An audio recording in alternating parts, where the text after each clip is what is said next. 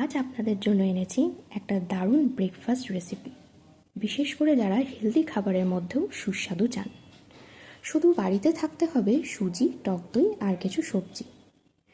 নিয়েছি একটা মাঝারি মাপের ক্যাপসিকাম, একটা গাজর আর 3টে কাঁচা লঙ্কা। গাজরগুলো কুড়ে নেব আর লঙ্কা আর ক্যাপসিকাম খুব ছোট ছোট করে কুচিয়ে নেব। এরপর আলাদা একটা বড় পাত্রে হাফ কাপ দই নিয়ে একটু ফেটিয়ে নিলাম।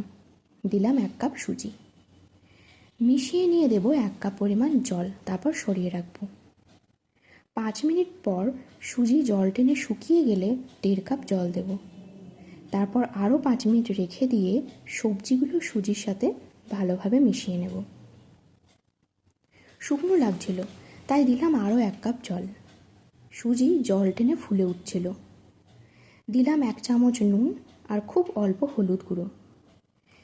এরপর কড়া গরম করে খুব সামান্য তেল দিয়ে হাফ হাতা নিয়ে কড়ায় দেব আর হাতাটা দিয়েই ছড়িয়ে নেব। খুন্তি দিয়ে দেখব ঠিক এইভাবে হালকা